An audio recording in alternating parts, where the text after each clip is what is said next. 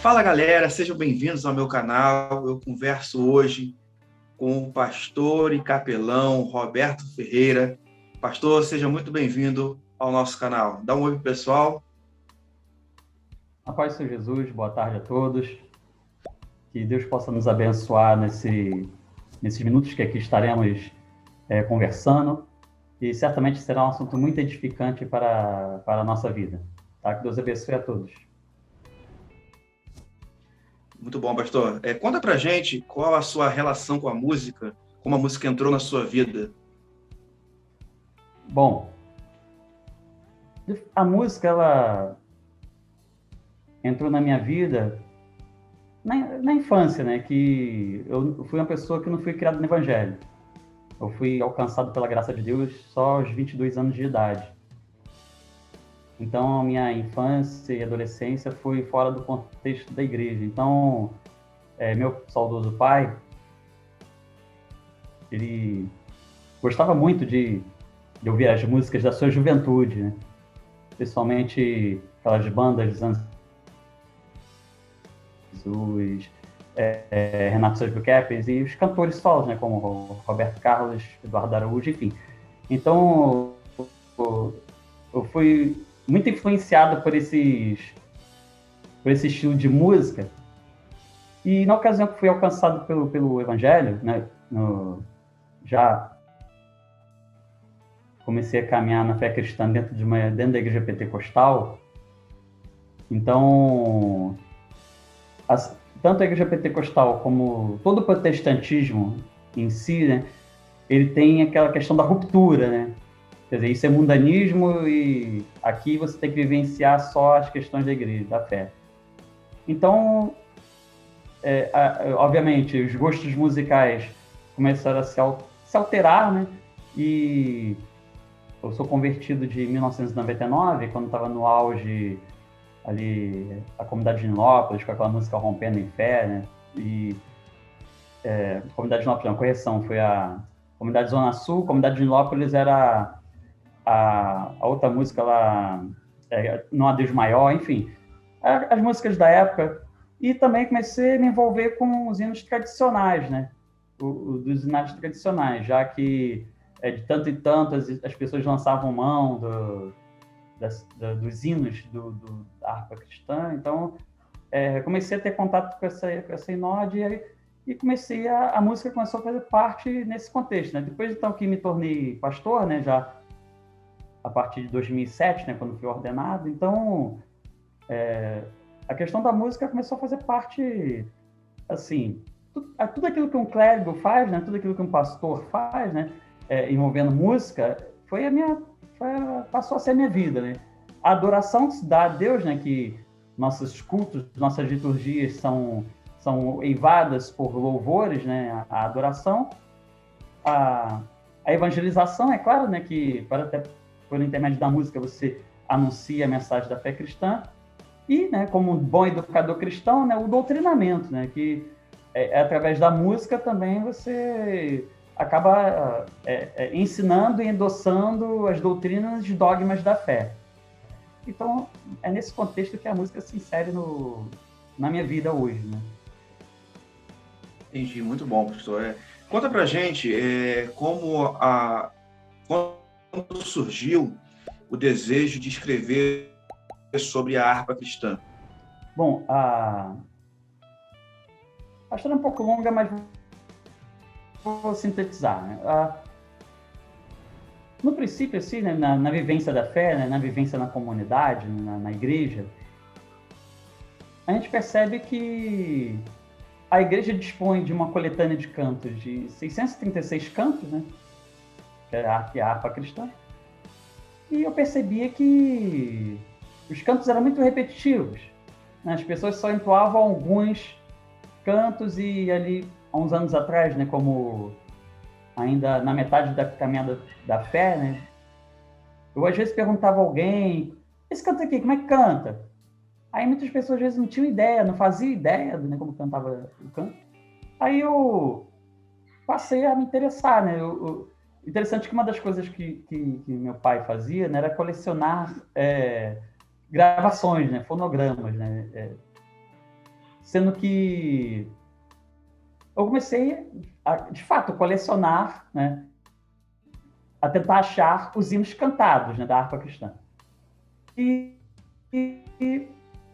teve uma coletânea da Som e Louvores, né, da extinta gravadora Som e Louvores, que é aquele harpa de ouro, né? Então, comecei a coletar esses cantos, comprei os CDs na época, né? Comprei os CDs na época e comecei a fazer a coleção, né, digamos assim. Só que até mesmo a coleção da Som e Louvores, ela foi até um certo número, acho que até o número 400, depois descobri mais 50, 450, mas faltou os outros, né? Então, comecei a achar, né, gravações de cantores. Agora, com o advento do YouTube, né, tem uns canais aí que o pessoal grava, então eu aproveito, quando eu não tenho, eu pego, boto no meu acervo, e assim eu fui aprendendo. Então, ao aprender os cantos, né, aí vem a curiosidade acadêmica, né? Porque ao ler, né, um livro de um autor chamado Antônio Gouveia Mendonça, que já é falecido, chamado O Celeste Porvir, ele faz uma análise dos salmos e hinos.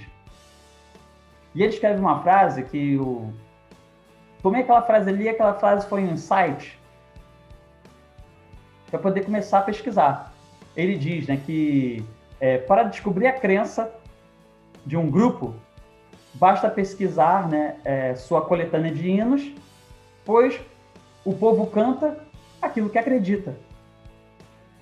Aí eu falei, pô, interessante, gostei. Então vou começar, né, a analisar o inário e começar a escrever algo nessa direção. Então foi aí que começou uma análise mais apurada da inódia da harpa cristã. Pastor, existe um pensamento de que a harpa cristã está desvalorizada. Isso é verdade?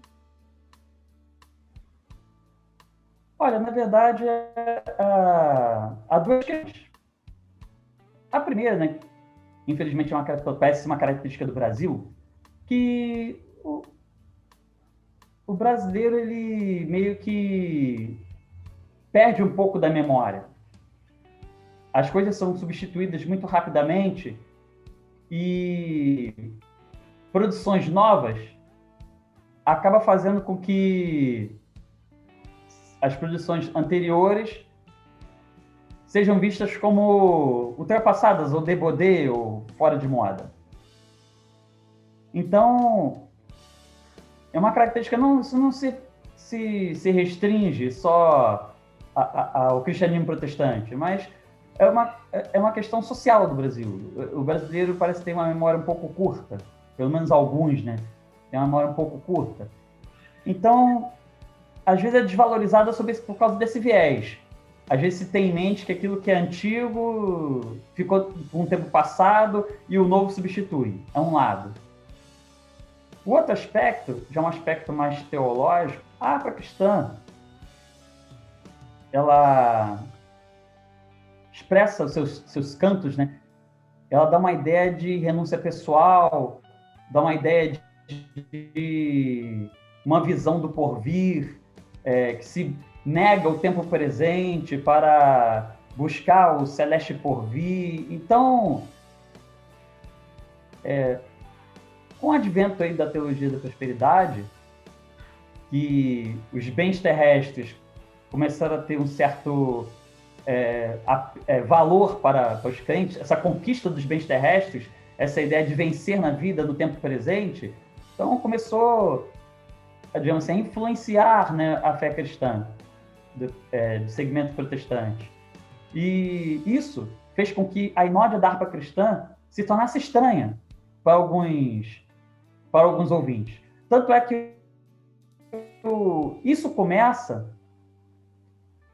já no meado dos anos 70, né, quando o Robert McAllister ele escreve uma obra chamada Dinheiro, Assunto Altamente Espiritual, em que ele vai dizer, né, vai usar, né, a expressão a teologia do inário, se referindo à harpa cristã, né, que a teologia do inário é daquelas pessoas que não têm, que acham que o tempo presente é um tempo de sofrimento, é um tempo de renúncia, e que nunca lutam pelos bens do presente. Então, quer dizer, foi a gênese disso, né? Depois, obviamente, isso cresceu. Hoje as produções musicais do tempo presente, né? Às vezes, muitas delas vão valorizar questões do que o olhar, né, para os bens futuros, para o reino de Deus e para uma renúncia do tempo presente. Então, a harpa cristã ela começa a ser desvalorizada, né, talvez, por conta dessas situações, né, por conta dessas circunstâncias. Deixa eu aproveitar o ensejo aí, o senhor comentou sobre doutrinas, sobre teologia. Quais doutrinas bíblicas nós podemos ver na harpa cristã? Ora, por exemplo, doutrina bíblica que a gente pode ver, partindo da ideia do protestantismo, a harpa cristã vai expressar os valores que foram defendidos na Reforma. Somente Cristo, somente a fé, somente a graça e me fugiu o outro. E é somente a Bíblia. Somente a Bíblia. Né? Somente Cristo, somente a fé, somente a graça e somente a Escritura, somente a Bíblia. Então isso você vai encontrar na harpa cristã. Hinos cristológicos. Boa parte da harpa cristã são hinos cristológicos, né? E hinos que vão enfatizar a salvação pela fé, a graça de Deus e valorizando a Escritura.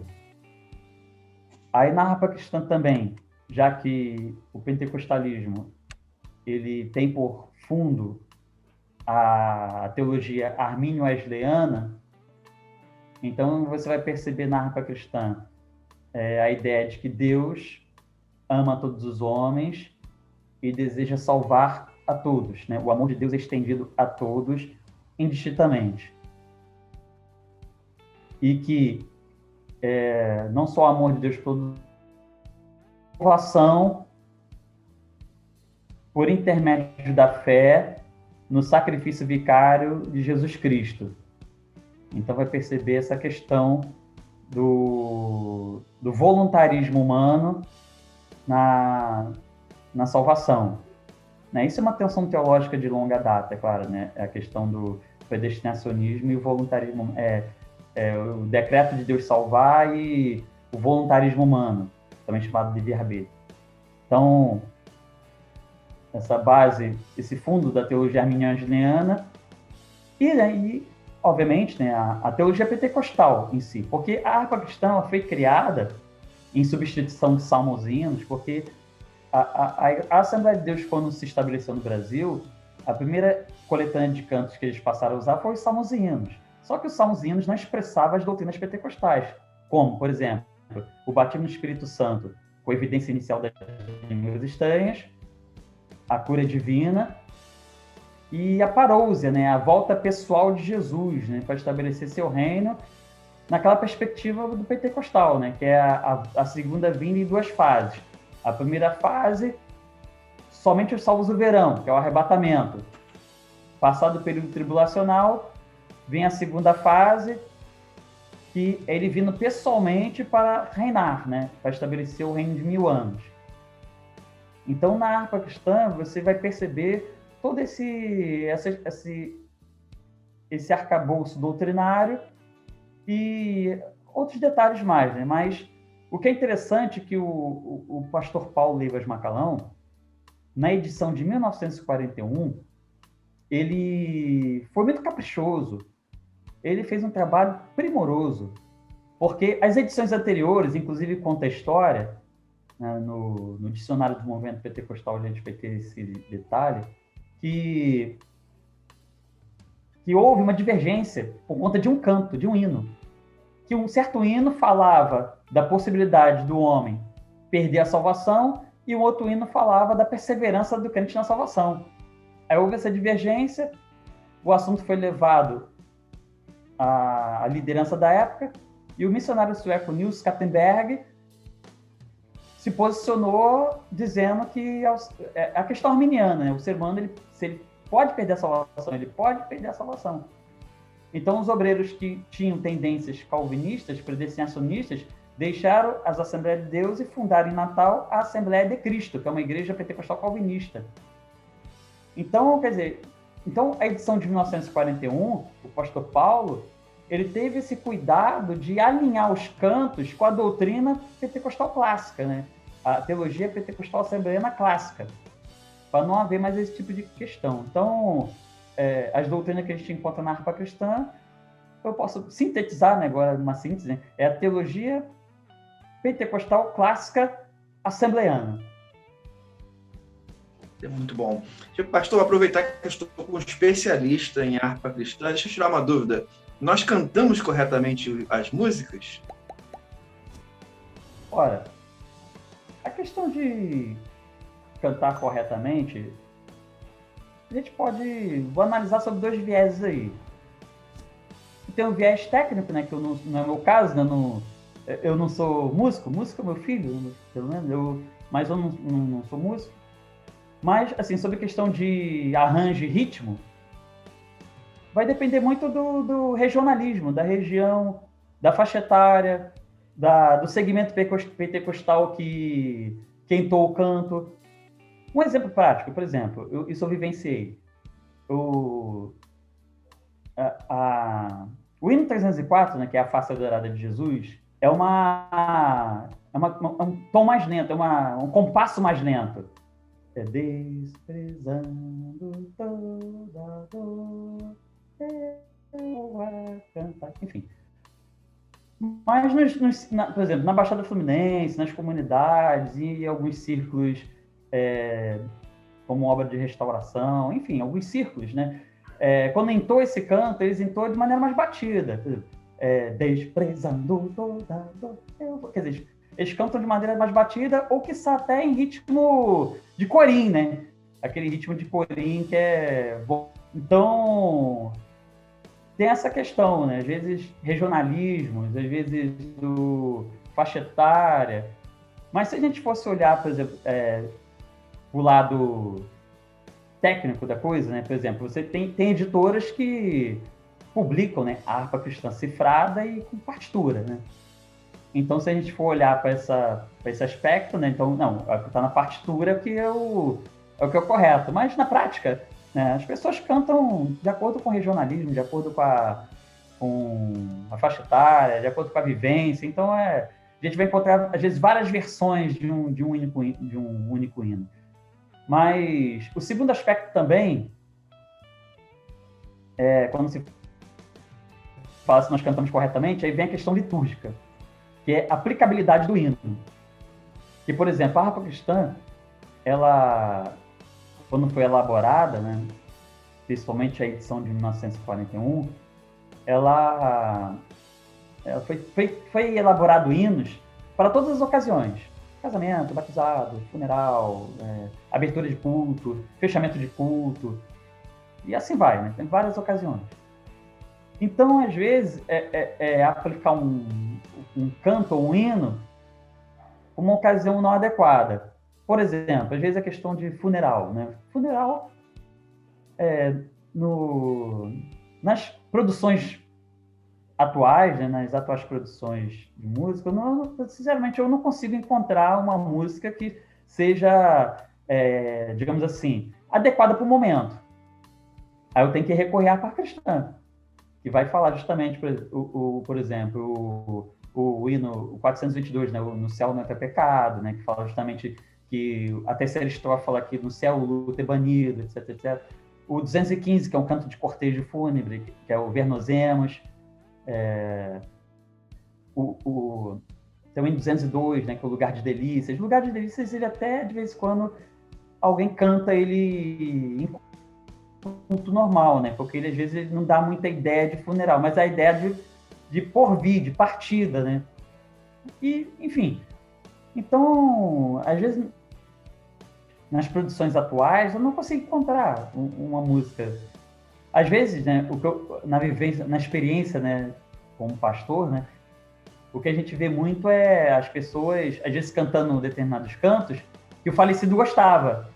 Vamos cantar esse canto aqui porque essa pessoa cantava muito esse canto, aí canta, né? Aí canta música, canta lá, música que parece que gostava, canta até outras músicas, músicas até que são usadas na liturgia da igreja, né? Durante os cultos, mas não seria uma música específica para funeral. Né? E a harpa cristã tem essa peculiaridade, as músicas específicas, para ocasiões específicas. Às vezes você está cantando, se canta errado ou canta certo, então tem essas duas questões, né? Eu falei, a questão mais técnica e essa questão mais litúrgica, que às vezes a gente vê a aplicabilidade equivocada de hinos em determinadas circunstâncias que não são para aquelas circunstâncias.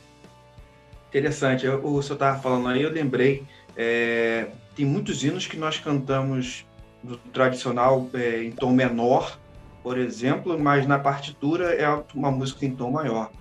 Isso acontece. Mas ficou tão tradicional o tom menor que a gente acaba utilizando a música no tom menor. E o senhor comentou também aí, eu achei interessante, sobre funeral. Um dos primeiros hinos que eu aprendi na harpa cristã é o hino 2, Ó que saudosa lembrança. E eu comecei a cantar esse hino em casa, cantando, de repente minha mãe, para de cantar esse hino, esse é hino de enterro. Então tem essas peculiaridades da harpa cristã, que são muito interessantes. Aí eu pergunto ao senhor, por que nós não temos uma nova harpa cristã? Será que as produções, não existem compositores ou produções que possam agregar uma nova harpa cristã? Bom, primeira situação que eu posso começar a responder nos anos 80, né, houve uma tentativa de fazer isso sim, né, de elaborar uma nova harpa cristã. Foi feita uma comissão que envolveu pastores, inclusive o saudoso pastor Antônio Gilberto também fez parte. Então, vários pastores da época fizeram parte dessa comissão. Inclusive, até o próprio pastor Paulo, né, também, a princípio fez parte, mas veio a óbito durante essa época. Então, começou-se. E eles até chegaram a criar uma nova harpa cristã.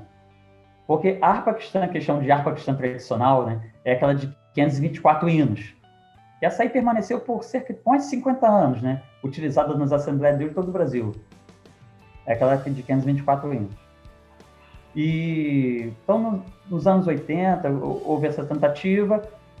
Então, fizeram uma reelaboração da harpa, classificaram os hinos, agruparam, né, os hinos por ordem de assunto, enfim, por temas. Só que ela não agradou muito porque alterou a numeração. Então, tem crente, principalmente aqueles crentes mais antigos, né, que às vezes não conhece o hino pelo nome, né, mas conhece pelo número.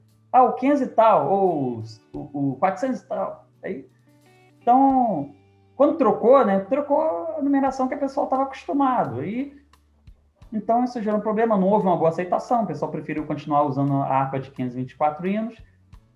E então chegou-se a um consenso, né, já nos anos 90, em 1996, de refazer a harpa cristã com a sequência original até 524 hinos, acrescentando mais 112, mais 4 hinos pátrios, né, que seria o hino nacional, né, o hino da bandeira, né, o hino da república, né, os hinos pátrios.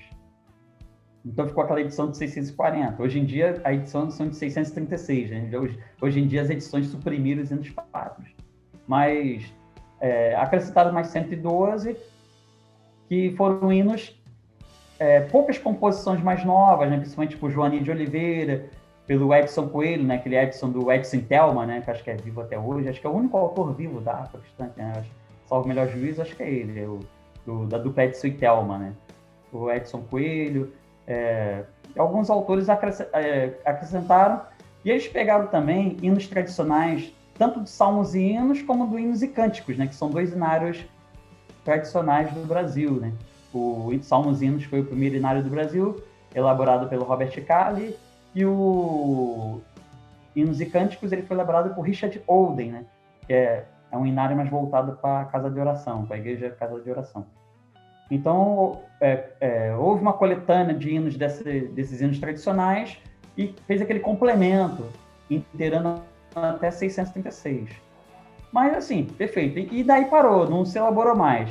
Uma nova harpa... Até há uma edição que não é uma edição oficial, chamada Harpa Vivada e Corins, né? Que até eles acrescentaram um pouco mais de hinos, botando aqueles hinos pelo Senhor marchando sim, acho que rompendo em fé, inclusive. Outros hinos mais recentes. Mas não é uma edição oficial das editoras da Assembleia de Deus, como a CPAD e a Betel. Não é uma edição oficial, é uma edição paralela. Mas, talvez por que não se faça uma harpa cristã hoje?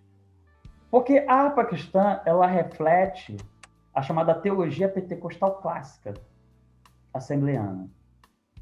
E se a gente observar hoje a influência teológica na igreja evangélica, ela está carregada daquilo que é a teologia da prosperidade, né?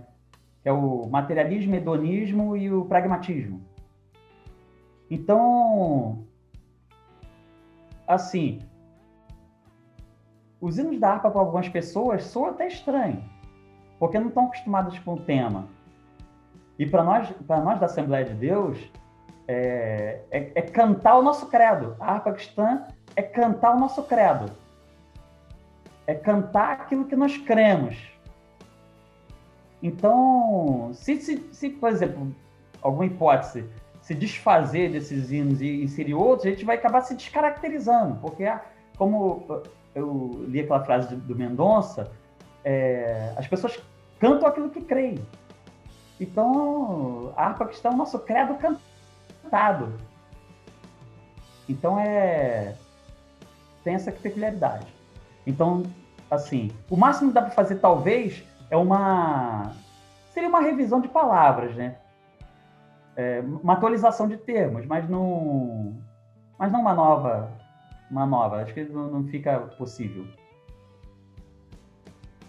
Então, pastor, a gente está chegando ao fim dessa entrevista. Queria agradecer o seu tempo. O senhor comentou aí sobre funeral, sobre esses momentos específicos, né? Que nós temos uns hinos específicos. Aí eu pergunto ao senhor, o senhor tem um hino específico, um hino que, se você tivesse que escolher um hino da harpa cristã, qual hino seria? A harpa cristã tem produções maravilhosas, né? Mas, como educador cristão, eu tenho muita apreciação pelo o número 87, né? Que é chamado Meu Testemunho. Esse hino, ele é de autoria atribuída a Samuel Nystrom, um missionário sueco, e esse hino ele tem uma peculiaridade muito didática. Ele expressa nas suas estrofes tudo aquilo que se espera de um crente pentecostal, né? De um crente. Desde quando a pessoa é alcançada por Jesus, aceita Jesus, até quando a pessoa fica madura na fé. Quer dizer, a primeira estrofe fala da justificação pela fé. A segunda fala da santificação. A terceira fala da redenção pela graça. A quarta fala do selo do Espírito Santo. Nós somos selados pelo Espírito Santo. É o selo da promessa. A quinta fala do batismo no Espírito Santo com a evidência inicial das línguas. E a última estrofe fala do trabalho. Quer dizer, agora vou trabalhar. Quer dizer, é o revestimento de poder para o serviço da fé. E o refrão, né? O refrão é um primor. Porque o refrão, ele retrata o emocionalismo pietista. Né? O pietismo, ele tem aquela característica do emocionalismo, né? E ele não é assim, ele não é ritualístico. Ele traz aquela ideia da vivência da fé, do experimentar Jesus, do sentir Jesus. Então, quando ele fala, Jesus sou teu e tu és meu. Quer dizer, o Antônio Gouveia Mendonça, ele tem até uma frase que diz que um adocicamento que lembra a poesia de Cantares de Salomão, né? Aquela questão de meu amado, tu és meu, eu sou teu. Então, o refrão desse Meu Testemunho, ele traz todo esse emocionalismo pietista que faz parte, quer dizer, que se arraigou, né, na tradição do pentecostalismo também. Quer dizer, nós herdamos isso, né? É claro, né? O pietismo influenciou John Wesley no metodismo, o metodismo americano, o movimento de santidade, o movimento de santidade e o pentecostalismo. Então, nós herdamos isso, né? E o hino Meu Testemunho, ele foi uma bela inspiração do pentecostal sueco Samuel Nilsson. Pastor Roberto, eu quero agradecer o seu tempo, a sua dedicação aqui em nos apresentar esse conteúdo tão enriquecedor. Se você gostou desse canal, ative o sininho para receber as notificações e se inscreva, siga-nos nas redes sociais, tá bom? Eu quero desejar para vocês um grande abraço. Fique com Deus.